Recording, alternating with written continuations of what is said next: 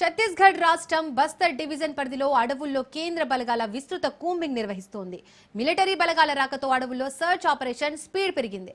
ఇక దీనికి సంబంధించి మోర్ డీటెయిల్స్ మా ప్రతినిధి ఉపేందర్ అందిస్తారు. ఉపేందర్, స్థితిగా ఇప్పుడు ఛత్తీస్గఢ్ అడవుల్లో కూడా కేంద్ర బలగాలు కూడా భారీగా మోహరిస్తున్న పరిస్థితి ప్రధానంగా కనిపిస్తుంది. ఇప్పటికే ఏదైతే ఛత్తీస్గఢ్ రాష్ట్రంలో మావోయిస్ట్ ఏరివేస్ లక్ష్యంగా కూడా ఇప్పటికే అటు అయితే భద్రతా బలగాలు కాగర్ ఆపరేషన్ కూడా అంటే ముందుకు తీసుకెళ్తున్న పరిస్థితి కనిపిస్తుంది. ఏదైతే 2026 మార్చి 31 లోపు అటు రాష్ట్రంలోనూ ఇటు దేశంలోనూ మావోయిస్ట్ రైతు దేశంగా తీర్చిదిద్దేందుకు అటు కేంద్ర హోం మినిస్టర్ అమిత్ షా చెప్పినట్టుగా కూడా ఇక్కడ భద్రతా బలగాలు అయితే కుమ్మింగ్ నిర్వహిస్తున్నాయి. భద్రత ఏదైతే మావోయిస్టులు ఏరివేస్ లక్ష్యంగా కూడా ముందుకు సాగుతున్న పరిస్థితి ప్రధానంగా కనిపిస్తుంది. ఏదైతే నిర్ణయించిన టార్గెట్ అంటే దగ్గరలో ఉన్న నేపథ్యంలోనే ఇటు కేంద్ర బలగాలను కూడా ప్రధానంగా ఇక్కడికి రప్పించే ప్రయత్నం చేస్తున్నారు. ఇప్పటికే ఏదైతే గత 3 రోజుల నుంచి కూడా కేంద్ర బలగాలు ఇక్కడ చేరుకొని మాత్రం కూంబింగ్ అయితే విస్తృతం చేస్తున్న పరిస్థితి కనిపిస్తుంది. ఇక ఏదైతే బస్తర్ అడవుల్లో ఉన్నటువంటి బిజాపూర్, ఛత్తీస్గఢ్, అదేవిధంగా అంటే ఈ నారాయణపూర్ అడవుల్లో ఉన్నటువంటి ఏదైతే ప్రాంతాన్ని పూర్తిగా తమ ఆధీనంలో తీసుకునేందుకైతే భద్రతా బలగాలు అయితే ముందుకు సాగుతున్నాయి. ఇప్పటికే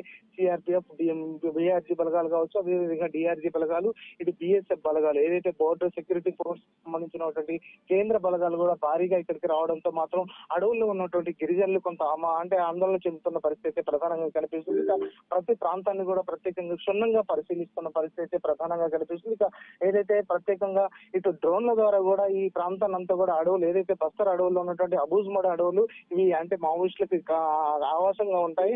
ఈ నేపథ్యంలోనే ఈ అడవులను ఇప్పటికే 70% తమ ఆధీనంలోకి తీసుకున్నటువంటి భద్రతా బలగాలు మరో ముందడుగేస్తున్న పరిస్థితి కనిపిస్తుంది. ప్రస్తుతం ఈ ప్రాంతంలో మాత్రం భద్రతా బలగాలు మాత్రం కూంబింగ్ నిర్వహిస్తున్న పరిస్థితి కనిపిస్తుంది. త్వరలోనే ఇటు మావోయిస్ట్ రైతు రాష్ట్రంగా తీర్చిదిద్దేందుకు ఇక్కడ ఉన్నటువంటి బీజేపీ ప్రభుత్వం కావచ్చు, అదేవిధంగా ఉప ముఖ్యమంత్రిగా ఉన్నటువంటి హోమ్ మినిస్టర్ విజయ్ శర్మ కూడా భద్రతా బలగాలకు అన్ని రకాలుగా సహాయ సహకారాలు అందిస్తున్న పరిస్థితి ఇక్కడ కనిపిస్తుంది. దీపిక.